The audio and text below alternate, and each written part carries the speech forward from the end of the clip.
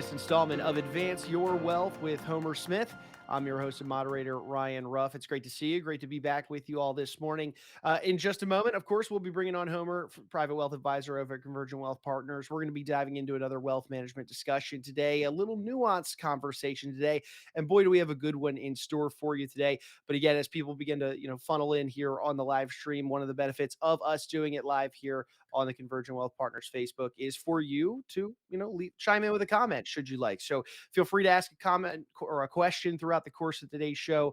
Homer and I will be keeping an eye on that, and we can address any of those. But particularly, we want to call attention to our guest that's joining today's show, and that is Mr. Chris Smith, the founder of the Campfire Effect. I'll save the introduction for Homer to share a little bit about what Chris does and the unique work he does with entrepreneurs and business owners these days. But first and foremost, let's go ahead and bring Homer out and get into it. Homer, it's good to see you this morning. How you doing, sir? Hey, Ryan. Good to see you as always, my friend. Yeah, always good to be together. We've got a good one. I know you and I have chatted about some of the things that Chris has worked on and with his team over at Campfire Effect. I know you have a personal relationship with Chris as well, and then I'm sure we'll be hearing some of the great things that Chris is doing with other business owners and just like you out there. So Homer, without further ado, I'll toss it over to you. Enjoy. Thanks, Ryan. Really excited to have Chris Smith join us today. As I've gotten to know Chris over the last couple of years, one of the things that he mentioned that really hit home with me and saw the impact this could have on my clients and all of you is when he made a comment around, do you ever feel like you're the best kept secret in your industry, your local town, your region, and that the things that you're doing are actually special and different, and that if a client didn't work with you, would they be getting the same level of service? And as he kept asking all these questions, it really hit home that, gosh, I think there's really something to the work that Chris is doing. And as we started to work with him and see the work that he's doing with others, I just thought it was the perfect time to bring this message to all of you. And so I think there's, especially with everything going on, socially, politically, economically right now, there's never been a more important time to really have your business stand out from the crowd. So with that, Chris, really excited to have you on the show today. Yeah, likewise. I'm stoked to be here. I love the work you do, and I'm excited to have the chance to start work with you and your team. And yeah, grateful to be on the show today. All right. Well, thanks. Well, this topic's pretty wide. So before we dive in and talk about how you stand out, the idea of preeminence, all of that, maybe just share a little bit about your background and how did you get into the work that you do at Campfire Effect? Yeah, it's really interesting. I'm a fifth generation Arizona native, which the only thing that means if you don't know anything about Arizona is my family was one of the first families here. So like early pioneer settlers. And so I was raised in a ranching rodeo family, and I grew up around, these cowboys and cowboy storytellers. And this idea of your brand kind of really meant something to our family. It was more than just the mark that you put on, your product. It really represented kind of what you stood for in your community, what you stood for in your faith, in your business.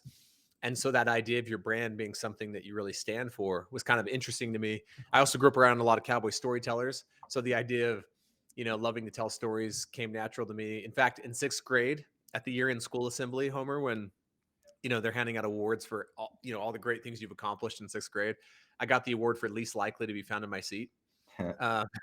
Because I was always up telling stories. I was always up talking to people. And so I just think I'd been fascinated with the idea of a brand and story, but at a deeper level than just logo, tagline, elevator pitch, like really around your identity. And so when I kind of went into my first career, I went into sales, but I think I sold in a very different way. I sold through this idea of purpose and identity and story and message, and really fell in love with it.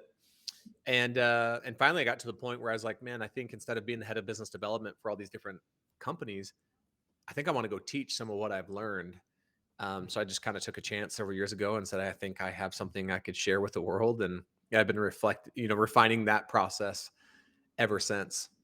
Great. And when we've spoken in the last year or two, the idea, different words have come out: distinction, preeminence, and being that preeminent business in your community. What does that mean to be preeminent? Why does it matter? Well, first, I think I'll start with what you said, Homer. I think one of the most frustrating things for any entrepreneur, any business owner, no matter what business you're in, is when you know that you are a lot better than how you're currently being perceived, or when you know that you are so much better at what you do than how you go out and talk about it in the world. That's Yeah. really frustrating because it creates kind of this gap. It's like, this is how good we actually are, but this is kind of how we talk about it. And this is kind of how people know us. And and you feel like you're the best kept secret. You feel like you're this hidden talent when you know that really you should be number one. And not because it's about you. You know that you should be number one because of the difference you make for other people. And so my mission became to work with those types of businesses, the type of business where it's like, we know that we're really good at what we do. We know that we make a profound difference for people. We know that we're the best. So let's stand out. Let's have people know that we're the best. And so that became this kind of driving, mission of how do we help you become the preeminent brand of choice in your market or community. And the definition of the word preeminent is that you have surpassed all others and you're very distinguished in some way. And there's competition, but really they kind of don't exist because you stand out before everyone else. And that's actually the word preeminent comes from a Latin word pre eminere. Pre means before and eminere means to stand out. So when you are preeminent, you just stand out before everyone else. And the reason I believe that matters so much is because if you're the best at what you do in your given, industry, well then you owe it to the people that you could serve to let them know, because if they don't work with you, then they're not getting the best. And so that's this switch I think that happens for a lot of people when they realize, like, wow, if people don't work with us, there's probably a really high likelihood they're going to go work with one of our competitors that will not take as good of care of them and serve them like we would. So we really kind of owe it to people to go out there and let them know how good we are, because we're saving them. We're rescuing them from oftentimes a bad experience, or, like something that could impact their family negatively for generations. So I think it's really important when you're good, for the right reasons, that you really stand out, and that you let the world know. And so, most business owners, I've been working with businesses for 20 years, very busy, heads down, day to day, all the day-to-day stuff that's hitting them constantly, running multiple parts of the business.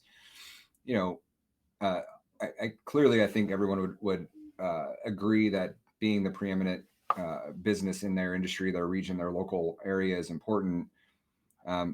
Why should they be spending time on this? What is it that changes when they actually take the time and really focus on a cohesive message across the organization? Yeah, well, and I think first it might be useful, Homer, to talk about sometimes why we don't, even Yeah. though we want to. Like you said, that we're so busy, heads down. We're always looking into the future of like what's next, right? What's coming? How do we need to pivot? How do we need to innovate? How do we continue to grow? And one of my favorite quotes is by Steve Jobs. He said, "You never connect the dots looking forward. You always connect the dots looking backward." Like Yep. all the answers are in the past, but how often do we as busy entrepreneurs and business owners, how often do we actually pause and reflect long enough to really think about, yeah, who are we? Yep. Like, what do we want to be known for? Like, what does make us unique? But when you start to do that, to your point, that your question, it starts to create this intentionality in your organization that just hasn't maybe existed, or not to the level that it could, where, it's really easy to operate kind of by default instead of by design.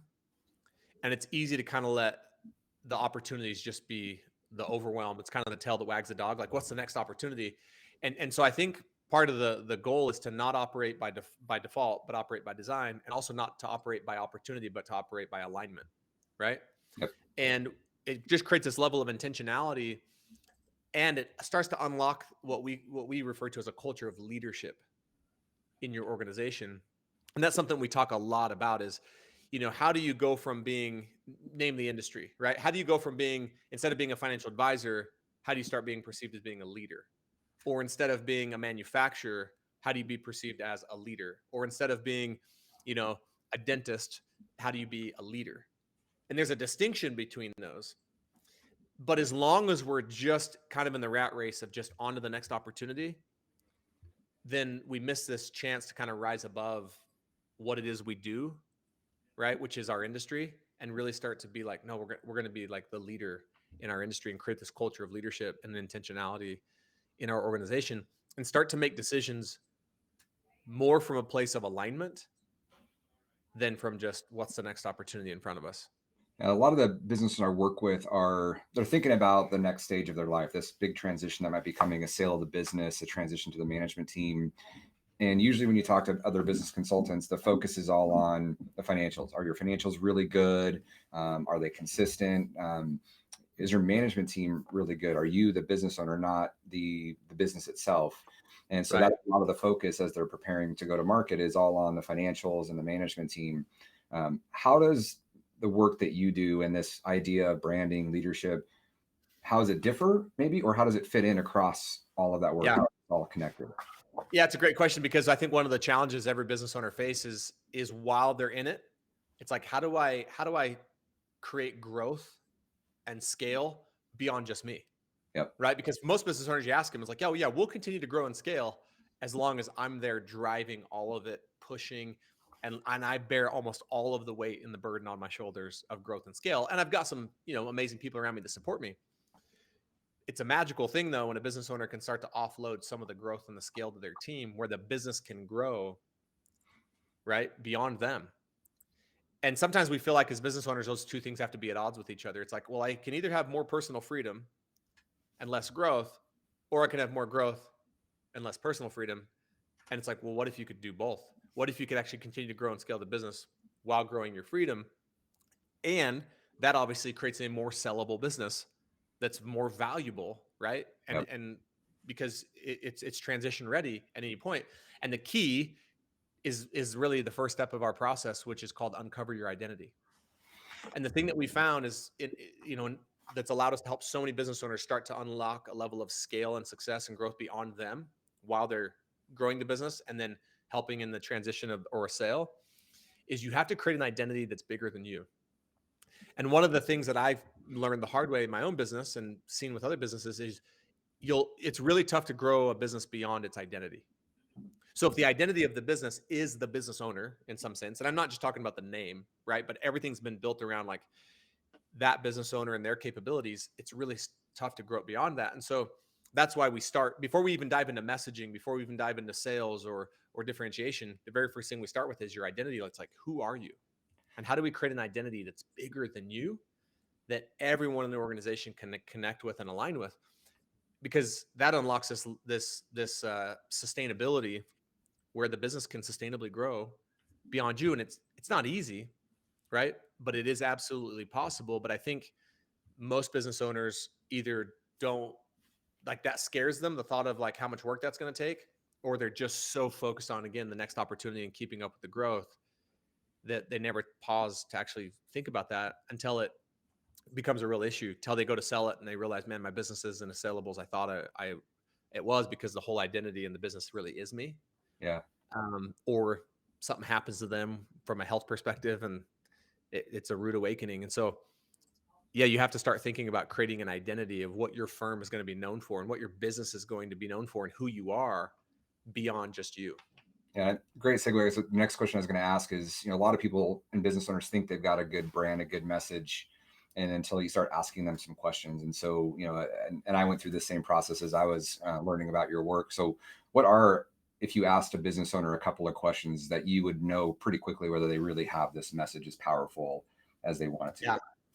Well, yeah, the very first question we ask every business owner, and it's a really interesting question to ponder, and it's a really confronting question, and it's meant to be because we believe in this philosophy that you cannot change what you're not willing to confront.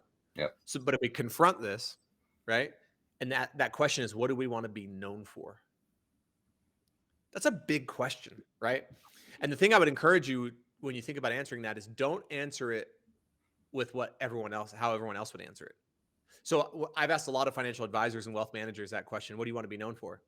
And they'll say things like great customer service or comprehensive wealth management or holistic financial planning. It's like, no, like, what do you want to be known for that actually matters? Because that's not an identity that's bigger than you, right?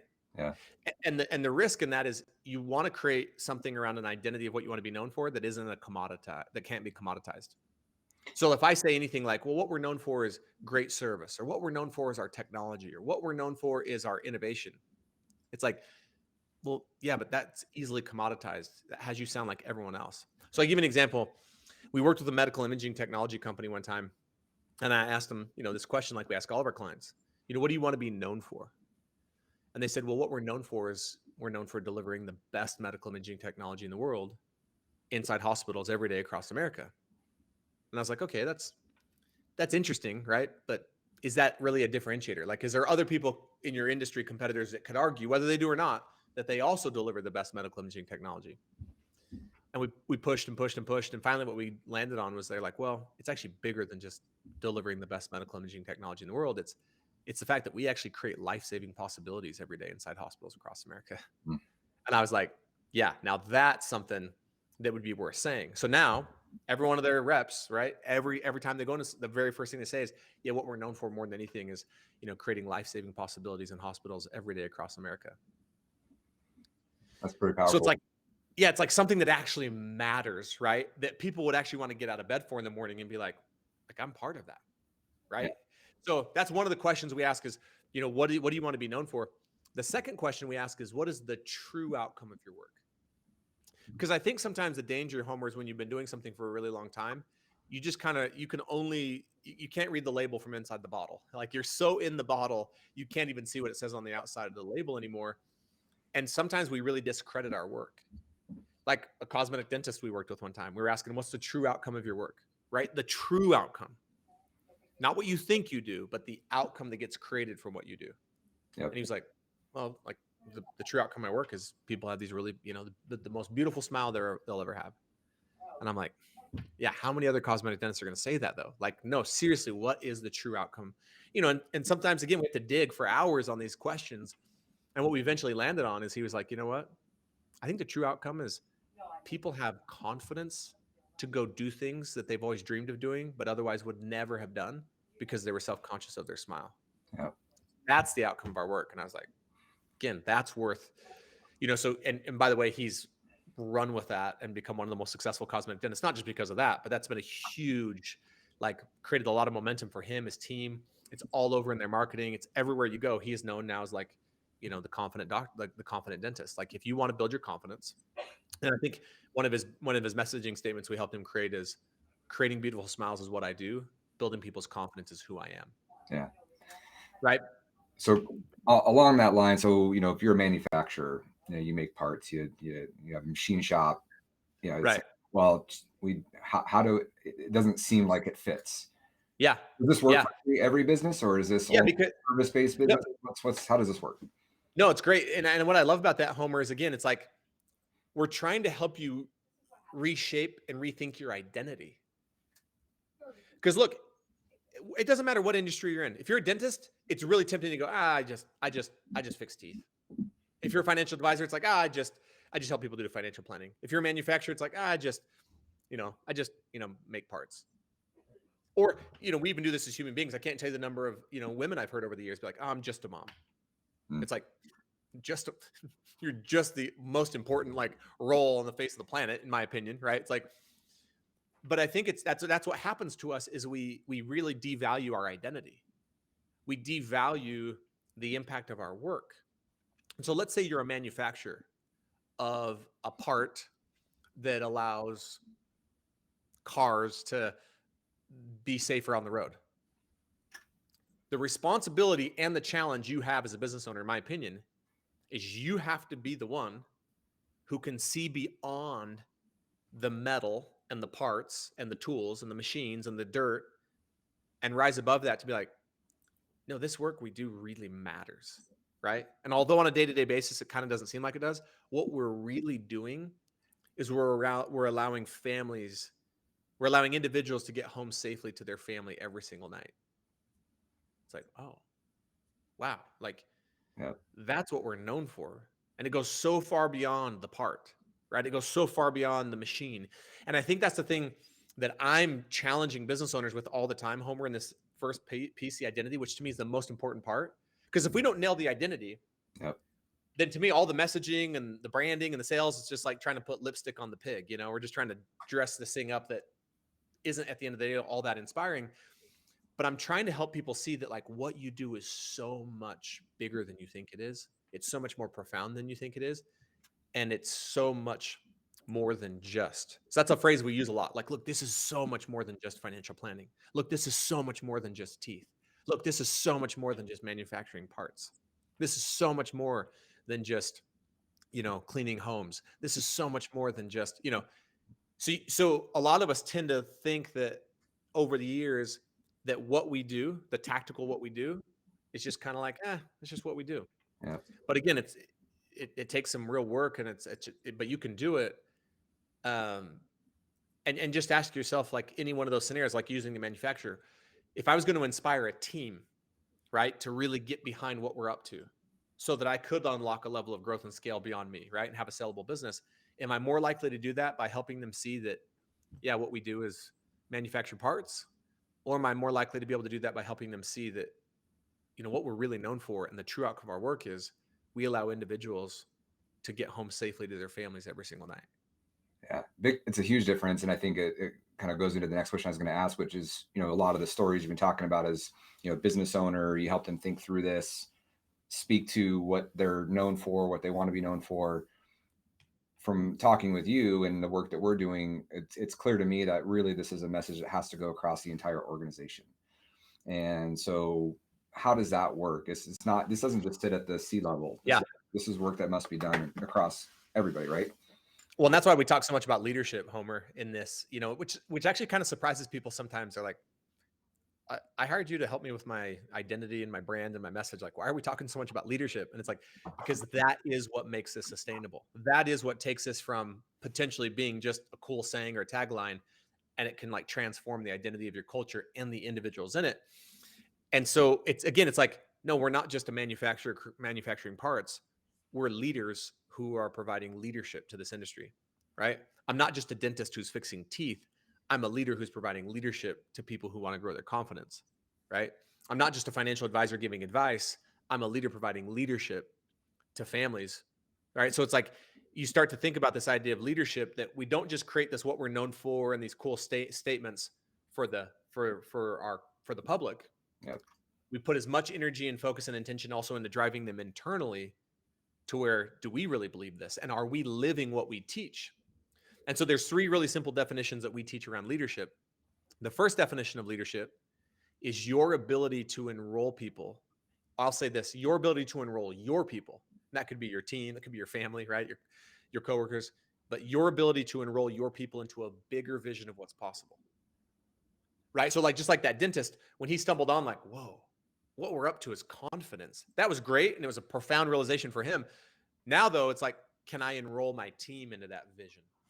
Can I help them see that this is so much more than just teeth, right? And that's what great leaders do. Great leaders have an ability to take us from our current vision being this, and they can help us see this. And we're like, whoa, I didn't even know that was possible, right?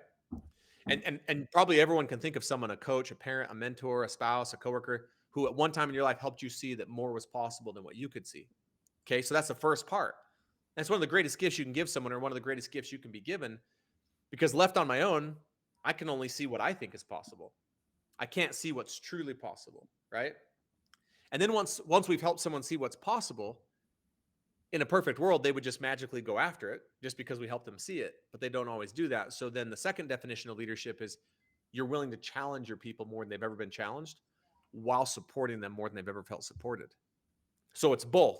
It's like, I'm going to challenge you not to be challenging, but because I believe in you, because I'm committed to you, right? Because I see your potential, and I'm going to support you with anything you need, right, to make it happen.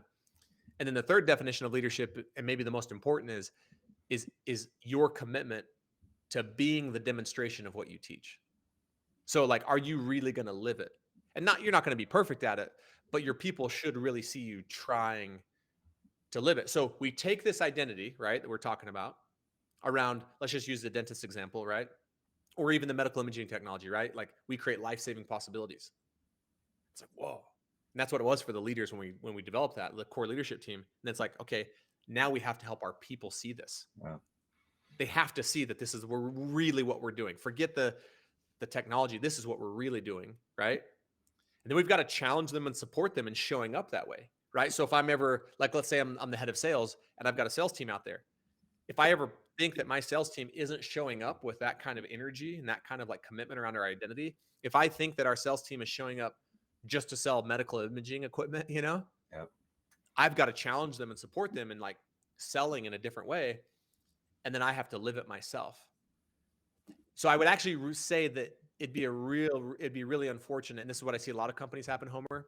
They spend tens of thousands, sometimes hundreds of thousands of dollars to rethink their brand and their identity and their branding and their messaging and logos and colors and all this. And then very little thought is given around like driving it internally to transform the culture as well. So that's a great segue to I'm a business owner, and I look at our financials, bottom line. This all sounds great. I want to be the preeminent advisor with my clients in the market space that we live in.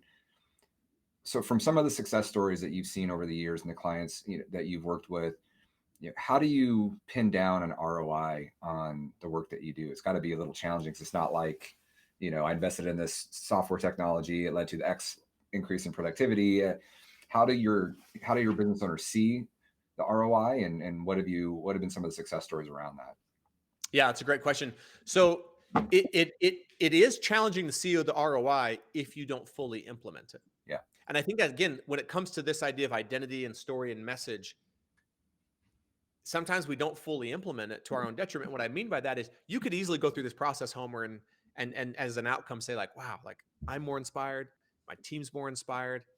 We kind of use this as like a rallying cry, and great, like, well, let's try to bring it up once in a while in a team meeting. Yeah. Or you can do what we recommend.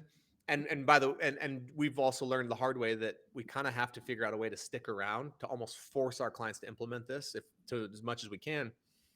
Or you can say, well, now that we know what our identity is, and now that we know who we are, and we know what our message is, and we know what makes us unique, what would it look like to become obsessed with this for like 90 days and make sure that it gets implemented everywhere into everything, and everyone is saying it all the time?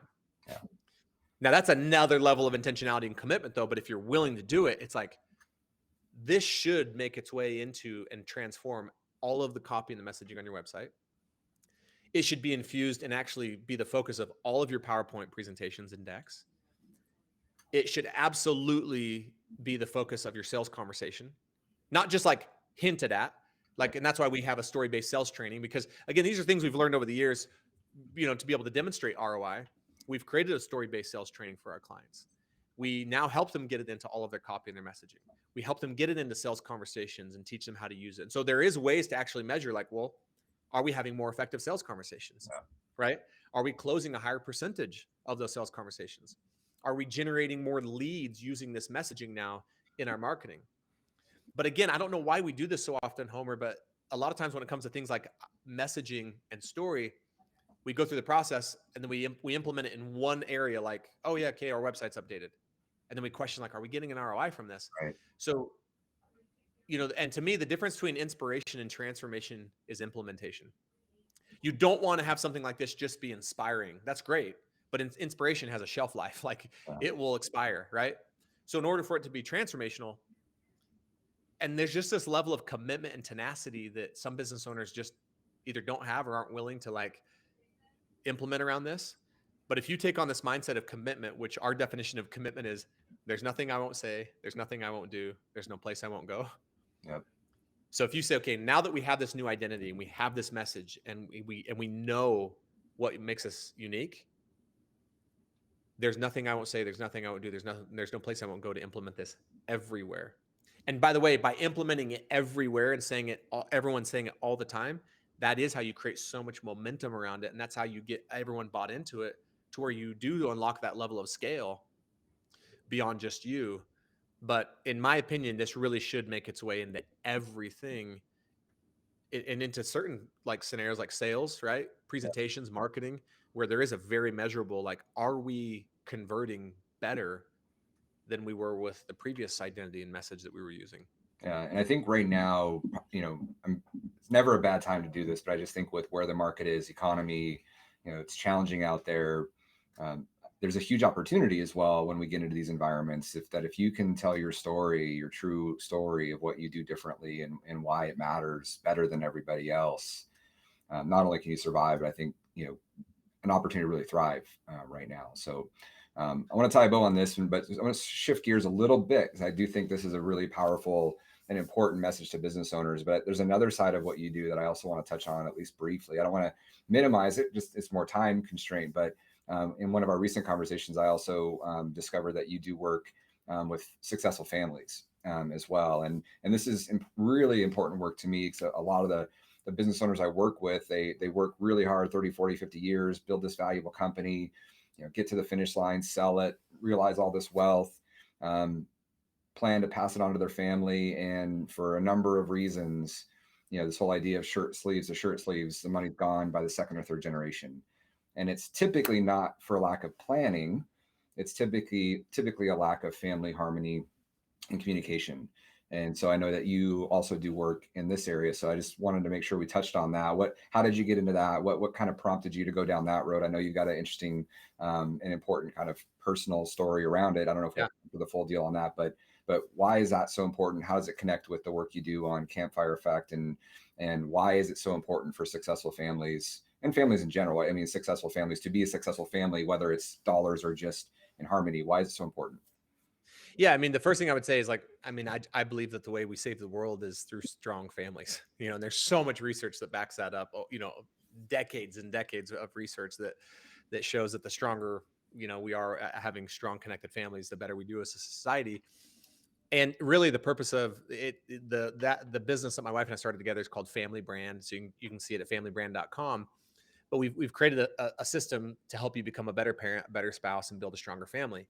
And it was a system that we used ourselves first. And the reason we felt so called, Homer, to do this, basically we took the Campfire Effect and we created a version of it for families. And we were the first family we took through the Campfire Effect, and then we modified it for families. We called it Family Brand. But the statistics are staggering.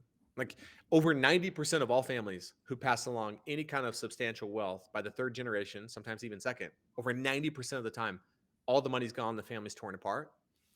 Some recent research came out and said 75 to 80% of all estate plans will eventually fail.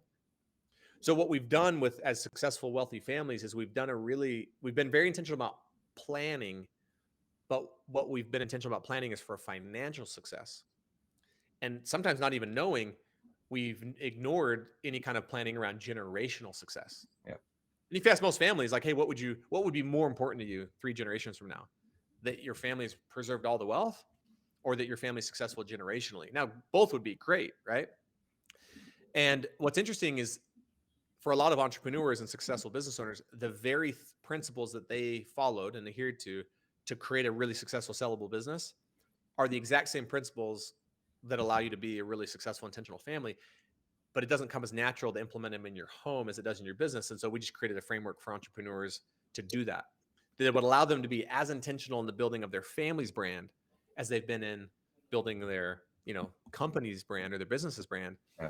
And again, it's the same thing. It's like, how do we make sure that we're not operating by default as a family, but by design?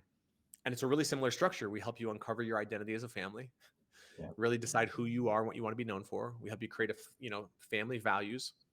And then we help you create a system that allows you to live it and implement it into everything, everywhere, just like in your business, so that it becomes sustainable. And you create an identity that's bigger than any one member of the family. And it gives you a significantly higher probability of success today and success throughout the generations. The research also shows that in all the research that's ever been done around this, 90% of families shirt sleeves in 3 generations, it always comes back to 2 things, always, in all the research, and I've read tons of it: lack of shared values and communication. And so, it's just interesting, myself included, like as a business owner, it comes more natural to me to be more intentional in my business than in my family. Yeah. But at the end of the day, at the end of my life, which brand will have mattered more, right? Yeah. And so we just wanted to create and it's been so rewarding and so fulfilling. At this point, we've now had dozens and dozens of families go through the program. And, I love the difference we make for business owners, and I love seeing them have all kinds of financial success and ROI because of our work. But I really love, some of the success stories and, Well, things we've seen, to make a difference in families. Yeah. And I've seen it in my own family. I've seen it with a lot of the clients we work with. And you initially ask them, how's the relationships? And usually it's all good until something happens. and then it starts to fall apart. That lack of values, lack of communication. So I think that's extremely important work. I wanted to touch on that a little bit today. So before we wrap up, I was on a podcast for somebody else's podcast, and surprise question, they asked kind of a doppelganger question. So I get that a little bit. But for you, it's been a kind of a conversation in our office as we've been working with you. So do you get asked if you have are you a doppelganger for a celebrity out there? Yeah, it's always embarrassing, but because I don't anyways. Yeah. Well, when I was younger, it was Ben Affleck when that movie Pearl Harbor came out. All right. And then lately people say Ryan Reynolds. All right. That was the one everyone pinned on you, was Ryan Reynolds. It feels so weird saying, because it's like I don't think I'm nearly as good as looking as Ryan Reynolds, but that's what some I get Matt Damon every now and then, especially when I can see that. When my haircut used to be shorter a bit. So but yeah, just it's true. Our whole office is like, yeah, Ryan Reynolds. Yep. I tell people, I think it's I get people tell me I look like Ryan Reynolds' ugly stepbrother. So that's All right. Well, I don't want to diminish the conversation we've had on how important the work you're doing for business owners and families is, but I thought that was just I just wanted to make sure we touched on that. Yeah, thanks. No, it's awesome. But just really appreciate your time. Make sure, again, just where can people find you for both Campfire Effect and for the family branding stuff? Yeah. So if you just go to the campfireeffect.com, and we have a lot of really, great resources and case studies and testimonials there, and, be honored to ever, to talk with any of you and help you in any way we could. And then familybrand.com is the work we do for families. So yeah, thanks for having me on, Homer. I love the work you do, and I've loved the process we've started with your team. And yeah, thanks for having me on. Let me share a little bit. All right. Thanks for being here. And Ryan, I'll throw it back to you to take us out. Alrighty. Thank you, gentlemen. Hey, really appreciate the great conversation today, Chris. You get some great work you and your team do over at Campfire Effect. And yeah, excited to, share this message, share your message really with a lot of, Homer and Convergence client base, as well as just the folks at large out there that check out this show. So thank you both for your time. And of course, we always want to say a final thank you. And that's for the audience for jumping aboard and being with us here on the show today. If you did take anything away from today's conversation, you benefited from this powerful idea of story from Chris and Campfire Effect, do us a favor and go ahead and subscribe to the show, whichever platform you checked us out on. That way you never miss out on a future conversation between Homer, myself, any one of our featured guests that we have on the show. A lot of great value in these conversations. We'd hate to have you miss out on any of those. Before Homer, for Chris, I'm Ryan. We're going to go ahead and say so long. We appreciate you stopping by and being with us on Advance Your Wealth.